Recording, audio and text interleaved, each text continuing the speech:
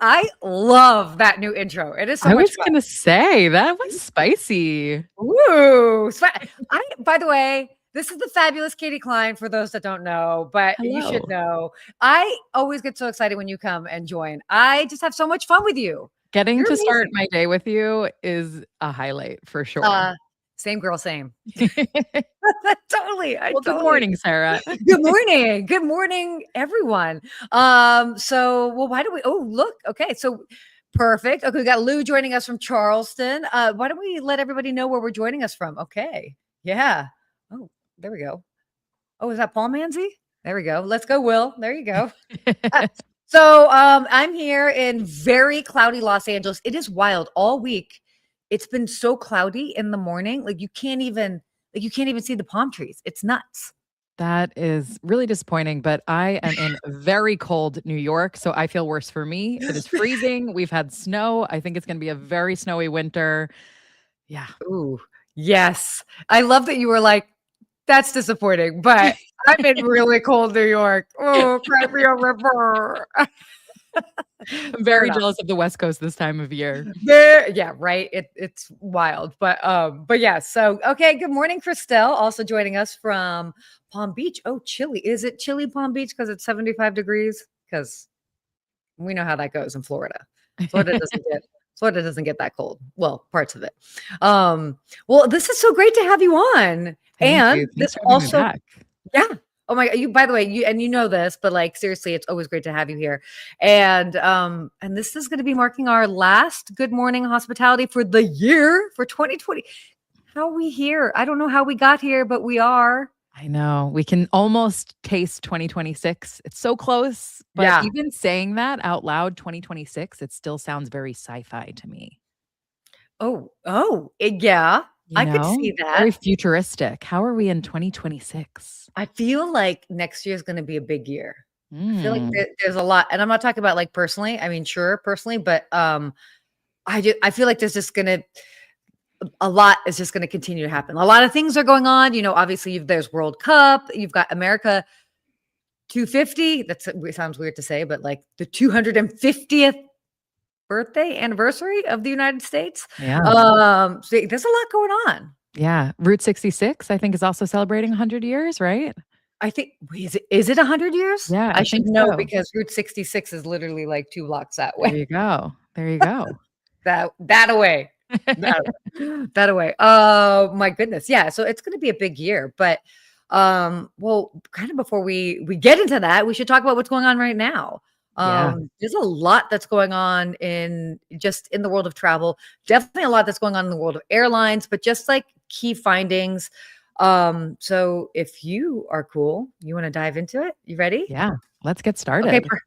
let's get started. Okay, so this article is fascinating, called "The Ugly New Math: Crushing Hotels." And first of all, I think it's actually a great title, and but what it's kind of talking about is how just the cost of everything, like the math ain't mathing anymore when it comes to Yeah. hotels. Like the cost of labor, the cost of food, the cost of so many different things, and then how much they're able to actually increase the rate of rooms hasn't been able to match the same increase as the cost of just day-to-day living and operations, I should say. So did you get a chance to check out this article? It's super fascinating. Absolutely. I mean, Sarah, I think you and I are eternal optimists, but Yeah. this article, I have to say, it paints a bit of a doom and gloom picture. Sean O'Neill did a fantastic job reporting the facts and really looking Yeah. at how operators, particularly in the US, are facing this profit squeeze. Oh, Labor, like you said, taxes, insurance, both health insurance, rising insurance costs for the buildings because of these natural disasters that are starting to happen, mhm. energy costs soaring. I it's not looking great, and to Yeah. survive, hotels are cutting hours, they're adopting AI, as we know and we talk about a lot. They're exploring ancillary fees, and we know guests are not gonna be happy about that. No. No, you know what's so interesting? Because in reading this, and I actually posted this video, I don't think I posted it on LinkedIn. So you LinkedIn folks, sorry, you missed out and you should follow on Instagram. But I posted it on Instagram as well as TikTok. about a potential new fee called a check-in fee. And will people pay an early check-in fee? Uh, Mhm. are people willing to pay to check in early? And not like a fee as in the whole night rate from Mhm. the night before, which I get into that conversation with my clients all the time, but not everybody wants to pay the entire nightly rate just to be able to check in 3 hours earlier. So that was fascinating. It sparked a big quite a bit of discussion.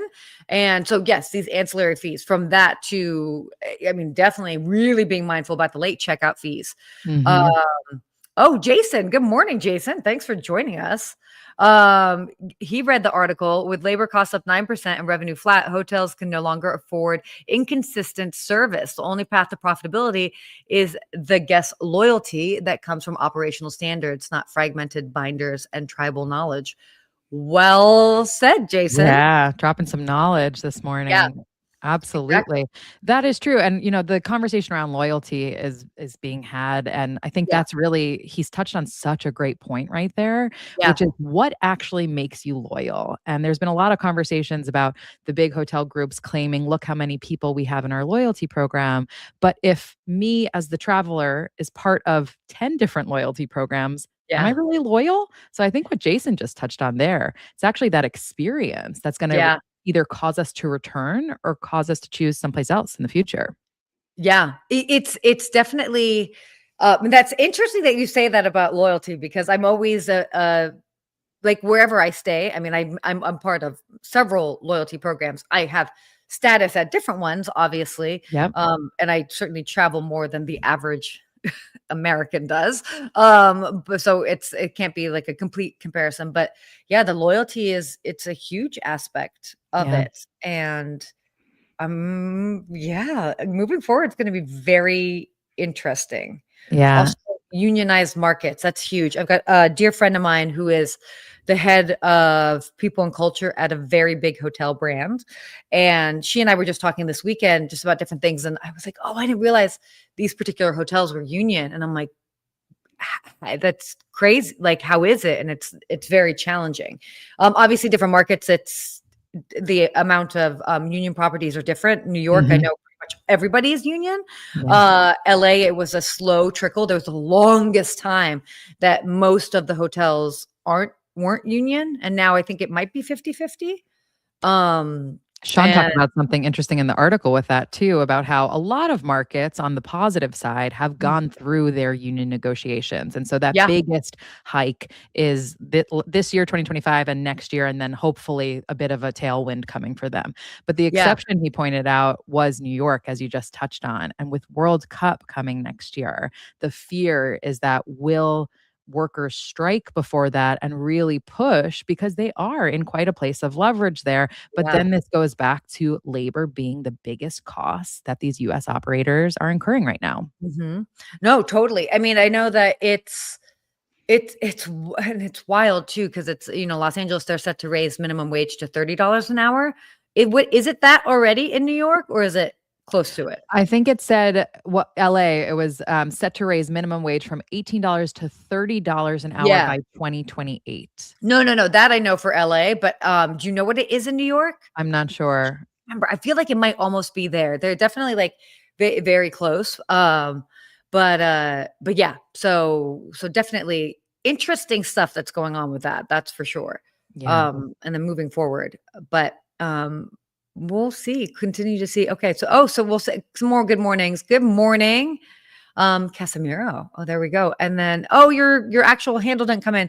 You used to drive fuel tankers now, or you drive fuel tankers now, but you will always miss Beverly Hills. Beverly Hills is a lot of fun. Yes, worth missing. Yeah, yeah, that it is. All right. Well, why don't we go on? I know that we talked about this. I mean, we'll see what ends up shaking up next year. Yeah. Just because this is in essence the new normal. Mhm. So, we'll see how that ends up continuing to translate. But loyalty will certainly play a huge factor into it. For sure. Yeah. All right. Cool. Well, our next topic here, to airlines, also so crazy. There Lots to is talk about. a big shakeup that's happening. What so this leadership shakeup. Wait, am I on the right article? Yeah, yeah, exactly. So fascinating because a bunch of different airline CEOs have been changing in the past couple of weeks. And the big one that would be like for us is Frontier Airlines, Barry Biffle. Yes. There we go. Stepping down after an 11-year run. And we just saw Yeah. him while we were together at Skiff Global Forum speak on the Yeah. stage. We Mhm. did. When that picture was taken, Yep. exactly. Yep. But what's interesting, I mean, not just him, but also, I mean, the 9 different airline CEOs have been replaced. Yeah, here we go. 9 new airline CEOs in 5 weeks. There's Yes. definitely a global reshuffle that's going on. This was a really interesting conversation or topic. But did you have a chance to kind of like look into that and do a deep dive? Yeah, so the Frontier one is interesting because this is an airline that's really positioned itself as a low-cost carrier, and now with their interim CEO coming in, they're starting to look at how can they position to capture market share from Hmm. more of the premium offering, Hmm. talking about things like offering free Wi-Fi. So to me, that is kind of a disconnect, especially for the Yeah. customer. Like, sure, your low cost carrier customer is going to be excited by those things. But going back to what we were just talking about in the hotel sector, that's Hmm. going to have cost implications as well. For Um, sure. and then, like you said, really looking at this as a holistic view in just 5 weeks, this has happened. This is 9 airlines since November. Qatar, Lufthansa making 2 changes within at Eurowings and Sun Hmm. Express. Avianca, Malaysian Aviation Group, Air Baltic, Transavia, which is Air France and Hmm. KLM's low cost subsidiary, Norse Atlantic Airways, Air Europa, and then the ninth being Frontier. It's a wild number. I love that you actually went through and said all the names because saying 9 is one thing, but actually saying the actual names, it's it's crazy. It's Yes. crazy what's going Well, on. they span Americas, Europe, the Middle East, and Asia. They cover models from the ultra low cost carriers to Yeah, full service flag. So it's almost showing it's not exclusive to one type of carrier or one yeah, area of the world. This is a prolific problem right now. totally. Or O is it? Is it a or bit of or I was finger gonna say pointing? or. Right. Yeah. Is it a bit of finger pointing and scapegoating and saying, well, let's change the top and see if the rest changes? Yeah, well, so also in the other article that actually talked about the fact that the 9 new CEOs in 5 weeks is happening, what I thought that was interesting is that we're kind of seeing a bit of a change. So what we're coming out of, it still was the remnants in essence of the pandemic where they were really trying to stabilize business Mhm. and kind of, figure things out. So great, they've navigated that. Now we're in this new era where cost is different, labor costs, all of this similar to like with hotels, and so it's like, okay, how can we grow from here? So Yes. it's in essence, it's like this changing of the guards because there's a new focus for the business. So instead of just stabilizing, now it's like, okay, growth. How do we really understand operations in today's climate?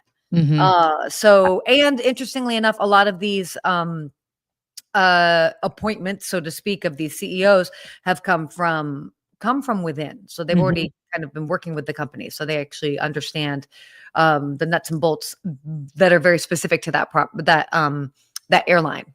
Absolutely. I was gonna say it is notable that Mhm. most of these were planned or, part of Sure. succession plans. Yeah. Only a few of them were quite unexpected, Qatar being the one that's namely. But I think you touched on something really interesting there, Sarah, which is almost like what we needed over the last few years from Mhm. airline leadership may not be what we need in the next few years. Kind of like that saying of what will get you there won't Yeah. get you to the next place, whatever that Yeah, saying yeah, is. yeah, You know? exactly, exactly. You're right. What No, got you there totally. won't get you to the next place, whatever that one is. Yeah. A bit of that, like, are we maybe ushering in a new era of innovation that will come? Uh, I mean, I think so. We have to, and so many things have changed, and it's definitely more of a focus, I think, on the experience. Mhm. That's a big focus. And again, yeah, what are we gonna do differently that's gonna take us to the next level? Absolutely, and talking about a new era, should we move on to our Yeah, next article? yeah. Ooh, look at that smooth transition. Oh my gosh, you were taking notes from Steve. I always joke with Steve about his transitions. Oh my gosh, this is too interesting. So, all right. So the new rules of luxury. passports don't matter anymore. This was great. And then I also love that that's Claridge's, because I know a lot of the team over at Claridge's. I'm always booking my clients there. Fantastic property. But Mhm. it's interesting because there's this big shift that's going on in the luxury segment as far as travel's really less almost about geography, but more about access, experience, and personalization. Exactly. So this is it funny because just before we went live on this show, my private concierge client just asked me about getting into a very tough restaurant in New York City on Friday, for which I will try to do my little fairy magic. But again, it's not what they're paying for is not necessarily going off to these far off places, which they do sometimes, but it's about having that access. And Exactly, so, and talking about how 10 years ago or so, we used to identify the luxury consumer by their passport. So they were a Chinese consumer, Mhm, they were an American consumer, they were a European consumer, and that doesn't really matter anymore. And within the mhm. article referencing the original Bloomberg article, the Bloomberg writer's example I thought was so telling. He was Yeah. walking through the hallways of EHL Hospitality Business School in Switzerland. This is a place where he said the students are walking around dressed in Cucinelli or Loro Piano. They have their laptops in $3,000 Goyard bags. But the fact that the writer, the Bloomberg writer, was walking around with a canvas tote bag from Amman, Tokyo, that is what turned everyone's heads because it represented something cooler. Yeah. Which is fascinating because again, this is also not necessarily when we're talking luxury, everybody's thinking it's just like the luxury hotel space, but this is also luxury brands. Mhm. And it is very fascinating to see because you I mean, that's a whole other like the retail space is like a whole other conversation to go into. But knowing what it is here, like in Southern California, and seeing it in other places, and knowing people that's like, oh, they're what they can get in Paris versus what they can get in South Coast Plaza in Southern California versus what they can buy in Tokyo. And there is a little bit of this the mar their, homogenization of the market, you could Yes. almost say, right? Yes. And a quick call out to the comment in the chat that Manzi Digital said, I believe in Sarah's fairy magic. Me too. Me too. That's sweet. And yeah, Sarah, that also makes me think of something like the Ritz Carlton Yeah. collaborating with a brand like Late Checkout, which is a Madrid based Mhm. fashion brand. And almost like, how are we seeing those cross collaborations, those cross pollinations of those worlds, of this fashion world with this really exclusive travel world? Because I think to your point, if I can buy the same thing here, there, and everywhere, where is it that I can get those exclusive items or exclusive Mhm. experiences that when the writer is walking down the hall, it signals not only I own this bag, but I went to this place and I got it there. Yeah. Well, I mean, that's huge. And it actually reminds me of an Instagram reel that's a friend of mine sent me. And it was a woman who was in Paris. She was staying at the Ritz in Paris.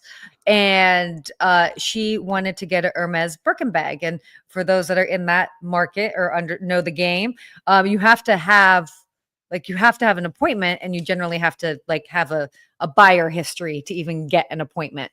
She Mm, went to the concierge at the Ritz, and the Ritz has such a great reputation or relationship with Hermes. They were able to get her an appointment, and she ended up buying a bag. And she was like, "This is so rare." The fact that she was able to do it. So, interesting how you're kind of tying in like the luxury property and that access to yes. these luxury goods. Yes. And it was such an interesting thing because if somebody sent it to me and I'm like, oh, yeah, that makes sense. Hmm. And it completely I mean, I know what I had to do when I was working in Beverly Hills. So I'm like, yes, definitely. Right. But especially in today's world and certainly with the focus around the Hermes bags and getting in, I thought this was a really interesting story. So Yeah, and funny that you're just talking about Paris. We just had a comment in the chat. Unfortunately, your username didn't show up, but it says, "Good evening, beautiful ladies. I'm listening to you from Paris. It's not sunny here. I guess we are just having a gray day around the world. It sounds like." yeah, yeah, yeah. Oh my gosh. Oh man. No, I love that. So, oh wow. There's wow. Thank you guys so much for these comments. Like this is, oh, and I love this. Lou saying he buys Christmas ornaments from all the places that they travel to. Not exclusive, but it's fun to do. Yes. I would argue that is so exclusive, actually, Lou. I think that's awesome. And something we did this with magnets, and we're starting to do it with Christmas ornaments as well. You look back on that and you remember that trip, you remember it. So, yeah, maybe it cost you $5, $10 now with inflation, but it is exclusive because you couldn't just go on Amazon and order it. You went on that trip and you're remembering that memory. Yeah. Yeah. It's a fascinating time in the world of the luxury space. I mean, it's always changing. And why do we care? By the way, we care because I mean, this is the market that's just continuing to grow and surge. So, I mean, that's ultimately um but ultimately why. So, Absolutely. shifting gears a little bit, let's talk about what's going on in New York, in your neck Oh, of the yeah. woods. Oh, yeah. I've got some opinions on this one. Yeah, yeah, okay, I'm curious about this. Okay, so for those that don't know, New York City casino approval. So they just, they've approved the casinos are getting final approval, and they've got a couple that are in the works. There's a Yes. Barry's, Hard Rock, and then Resorts World is going to be, I guess, expanding, and Yes. that's near JFK. So we've got Bally's, that's what it is, Bally's Yes. in the Bronx, and then Hard Rock. I don't remember where Hard Rock is, but around Hard there. Rock is a stone's throw from me in Queens, and Oh, actually, I will say that's the one, overall, what I yeah, am excited about with all 3 of these projects is they are in the boroughs. They are not in they Manhattan. are. I was thinking about that too. Yes. And so essentially what experts are saying is everyone who is, pushing the casino development is saying this is going to be great for New York City tourism. And experts are arguing, well, is it? Because casinos used to be extremely exclusive. They were only allowed in certain states. And that's why it drove real demand. But as they become more ubiquitous, is that really going to help New York City tourism? The one thing that I'm excited about, as I mentioned, is Mhm. that all 3 of these projects are in the boroughs, not in Manhattan, and particularly Hard Rock Metropolitan Park. This is the area surrounding Citi Field where the New York Oh, Mets yeah, yeah. play. When there is no traffic, it is an 8-minute drive from where I live right now. The Oh, wow. area surrounding Citi Field is desolate. Actually, Yeah. on the website for Hard Rock Metropolitan Park, they talk about it as 50 acres of asphalt, and that is more or less what it is. It's a lot of kind of taxi chop shops, and there's Yeah. just really no infrastructure there. It's not a nice area to walk around. Yet Mhm. City Field itself is beautiful and is, of course, drawing Mhm. in so many people. Also, right next door, you have the tennis courts where the big Mhm. tennis tournament coming. I'm US blanking on Open, that. probably? Thank you, US Yeah. Open. There Yes, we go. thank Okay, you. cool. Exactly. So you have a huge tourism driver right there. What they are proposing to do around there is really hoping to transform this into a true global destination, is what they are Yeah. saying. And that's exciting. I think that's going to bring a lot of jobs to the area. That's going to bring a lot of resources to the area. However, my one caveat and my one Yeah. question is what are they going to do about transportation and traffic? Because as I mentioned, that should take me about 8 minutes to drive to. On a game day, if I am driving my family there or back, it can take us 40 minutes. It is an absolute mess. There is no mass transit options from where I am to get to the stadium. Even if you are taking mass transit, you can expect to be like squeezed in like a sardine into the Yeah. subway to get there. So I just really hope that for all 3 of these projects, that is the plan as well. It's so interesting that you bring that up because that struggle is very much the struggle that Los Angeles has had for years, and obviously building out their metro.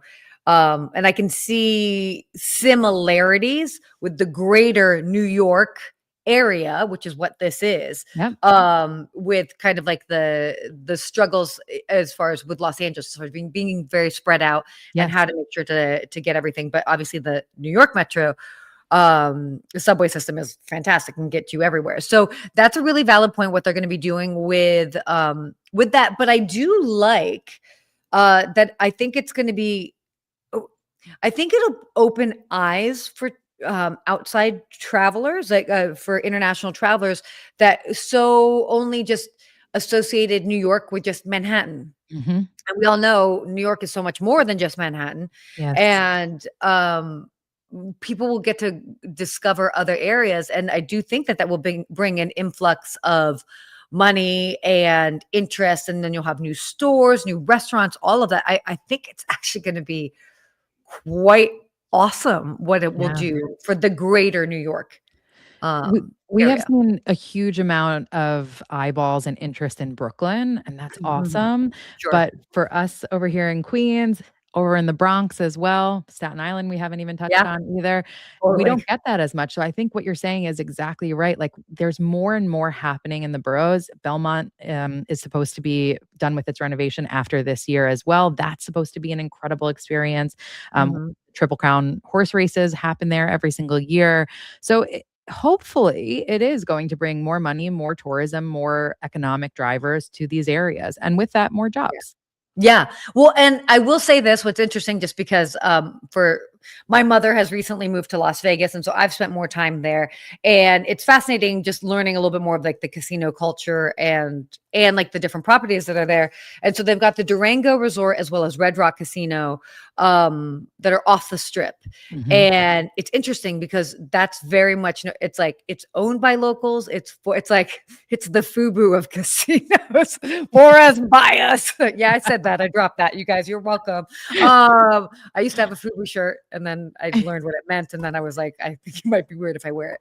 Those are my Atlanta days, guys. So, yeah, that casino world is so interesting because there's a very different vibe in Red Rock Casino and the Durango Resort and Casino versus on the Strip. So I bring that up just to be as another casino heavy area in, because this is part of also what the article talked about. Will it drive international tourism, or will it just kind of be like an extra space for locals to stay and play? I think either, however you slice it, I think it's great. Yeah, I did think of you when I was reading this article because Yeah. when we were at Skiff Global Forum together, we also sat in on the Las Vegas panel Yeah. and talked. We heard a lot about Sphere and all the Mhm. incredible things that they're doing, and that has been a huge tourism driver. So I guess also part of the Mm. question is when these companies are saying these are going to be entertainment destinations, what else is there besides gambling? Because if you are building out something like that, where you're going to bring these amazing acts through, that is going to pull people in. Oh, that'll totally pull people in. I mean, we've seen it in New York City for so many years, but then it's like Broadway. People go to New Totally. York and they go to see a Broadway show, but Yeah, then it's like, okay, well, what else can we do? right. And so then we can go to Queens, we can go check out XYZ concert or whatever it is. So it will I think it'll be positive for both local, like those doing staycations, the local residents, as well as international, or not even just international, just travelers, whether it's from international or domestic as well. Yeah. So And Sarah, I um, just want to call out a lovely comment in the chat. Nice oh, compliment to you. Hi, Katie and Sarah, listening from the Philippines. Just started a hospitality marketing agency locally. Your book, Sarah, Hospitality from Within, is so insightful. oh my gosh. Thank you for sharing. That is so sweet of you for chiming in. Wow. Oh my goodness. Wow, thank you. That's Just so making great. people's days. No, totally. Well, be sure to connect. Send me a note. Be sure to connect so I can help support you and your business as you're growing. Connect on LinkedIn or whatever it is. So happy to do that. And a Oh, lovely yes. comment from Kate too. Hi, ladies. Fear and Yes. Carrie Underwood are my top two reasons to visit Vegas as often as possible. Yes. Yeah. Yeah, definitely. There's a lot going on there. Hmm. Maybe more reasons to share coming in the in the future. But why don't we do our last little topic here? Because I Yeah. know we might be running a little bit long, but it's the end of the year season. If you're down with it, I'm down. Are we Let's down? do it. Will you down in the back? Let us know. Oh my God, I don't know why I had to yell. You can hear me. So sorry, guys. My morning coffee has just kicked in. So our last topic for today is about Spain. Spain has been finding Airbnb for advertising unlicensed rentals. I feel like you got a lot to say about this. Well, it kind of goes back to what we said earlier about finger pointing and scapegoating. While I understand the effort and the focus that government has on regulations, and that's Yeah, important, of course, I don't think sure. any short term rental operator or even the OTAs disagree with that. I do think there is a lot of like, well, if we just fix this, everything else magically is fine. And I would question politicians to say, is Yeah. that really the cause of inflated housing prices and housing shortages?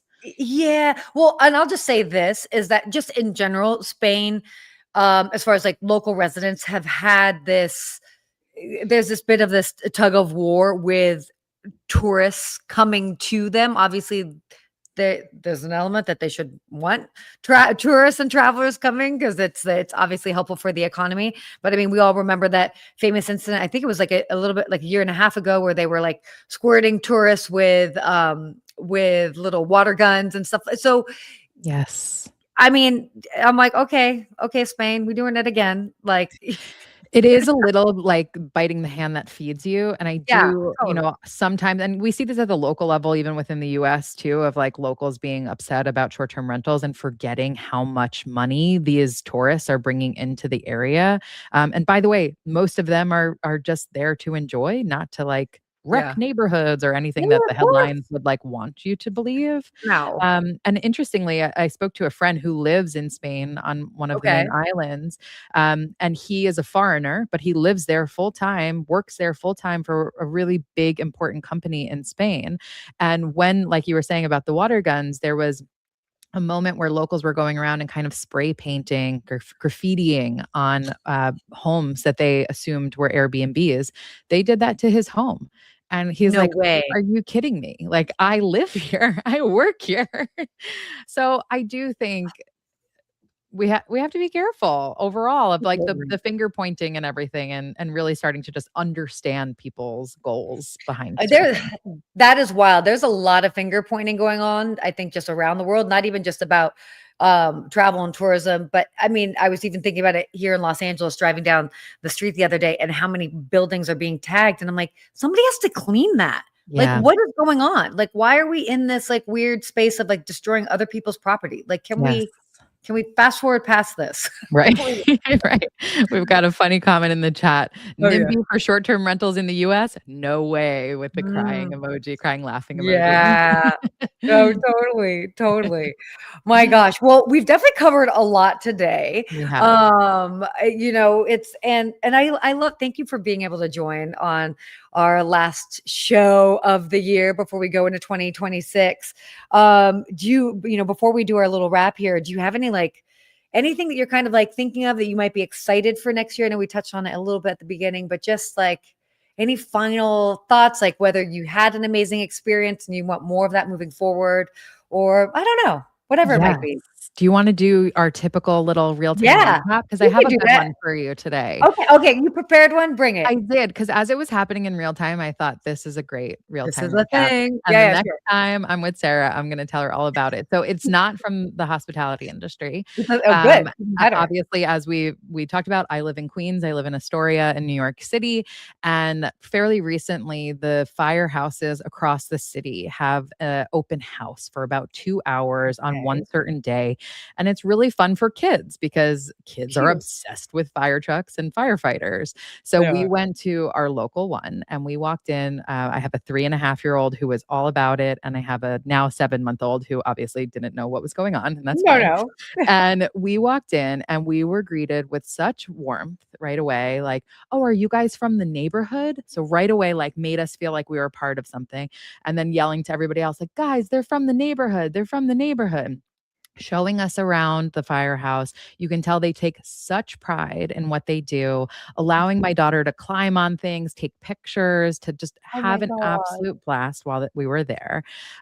As we were walking there, ironically, we saw someone lighting fires underneath cars. So I actually had to call the fire department and report this. We No watched their way. truck go, we watched their truck come back. We talked to them about it. They were like, yeah, unfortunately, this has been happening a lot with that one person, but don't worry. We've already called it into the fire marshals. The fire marshals investigate. It will be shut Yeah. down. And really, the whole point is that by the time we left, I was completely in love with my neighborhood again. I had such pride in the FDNY, such pride in like New York in general. And I was like, that's hospitality. They took us in to this firehouse, made us feel so welcome, so warm Oh, to be there, and like made us leave feeling like even happier than we arrived. So oh that's my my real God. time recap for Oh, today. I love that's oh my gosh, that's a great one. Yeah. And it takes a lot for me to say nice things about New York. So good job, FDNY. Oh my God. Well, yeah, I mean, I get it. Like, look, it's life is when you're living in bigger cities, like we live in. It just takes more to operate the city, And it's like at times, yeah, I happen to have my mom's visiting me right now, and like we just talk about different things, and it's like we're looking at Los Angeles, and some parts look a little bit like neglected, a little worn, but it's also think about how big it is and how many people and just the amount of use that each square footage gets. And it's like that's a lot of upkeep. Yes. So and that's all cities. That's all big cities, Yep. it takes some time. But I love that story. That's awesome. I'm trying to think of like I've had so many wonderful moments. Um I oh I I'll just do like a little bit of this is just like it's a classic one, but it's a little bit of a shout out to um it's a local sushi place that I've been going to. I discovered it at the beginning of the year, and I've now since brought 5 of my friends to this place, and that's now Wow. become their go-to place. And they're so cute because I always go in person. The other day I ordered takeout from there, and I'm like, oh, it's a shame because like I'm not gonna be able to like go in and see them. They actually saw and recognized my name on my delivery order, and because whatever. Now everybody's learning everything about me. I always ask for extra spicy mayo and eel sauce, whatever. Cheesy, cheesy. No judgment, okay, guys. No judgment. It's not totally authentic. Americanized Japanese food here. Um, and they recognized my name on the order, and they ended up putting extra stuff in, and then a little note that was like, "Hi, Sarah. We hope to see you Come next time," on. which was so cute because, like, wait, what? But I mean, what a nice way to go from having that hospitality that's in the moment to then kind of extending it to even if somebody's, still having your incredible food, but Yes. just at home. Yes. Recognizing them wherever they're at and showing that level of appreciation. Absolutely. Yeah. So So super nice. Goes simple. such a long way, cost them $0 to Yeah. do. Goes back Totally. to the comment in the chat earlier about loyalty. That's what they just did. They Absolutely. built your loyalty. Yeah. Oh, I'll continue to always go there. So Yeah. that's for sure. Yeah. Cool. Well, wow. This has been a great show today. I know we went a little bit longer, but I think it deserved to have a little bit of extra time, and we covered a lot. And, just kind of this wrapping up and going into next year. I'm really excited for next year. I think it'll be great. Yes. So, and hopefully you get some time off. And for those that are joining us, hopefully you get a chance to unplug yourself, spend time with family, friends, loved ones, whatever you do. Go read a book in nature if that's your thing. Yes. That's my thing, by the way. That is totally my thing. I So bought a physical book, and that's what I look forward to doing. Am I ridiculous because I have a 3.5-year-old and a 7-month-old? Possibly, but, like, that's my good luck. plan Good for luck. between the holidays. So Yeah, happy holidays, yeah, everybody. exactly. Happy holidays, however you choose to celebrate. So, but most importantly, I think it's a great time of year. My favorite holiday is New Year's, and it's like for me, it's like that great reset. So, if you Yes. can do anything for yourself somewhere around the new year, try and like carve out if it's a couple hours for yourself to just sit there, reflect on what you've done this last year, how far you've come, and then sit there and like reflect a little bit on what you want to do this year and write it down because Yes. it will happen. I promise you. Write it Sarah, down. you are speaking my language. I love nothing more than a little reflection and planning for the year ahead. Oh my God. I love it. I love it. Well, with that, thank you guys always for joining us. Thank you for joining us on such a big year. We had a huge transition now being part of Skift. It's so grateful for that opportunity and Yes. so much more with that coming forward or coming through for next year. So please be sure, like, subscribe, follow, tell your friends about us, all the things. And next year we promise to continue to bring that early morning energy and that knowledge. And thank you all. Really appreciate it. Happy holidays and happy new year. Stay hospitable, guys.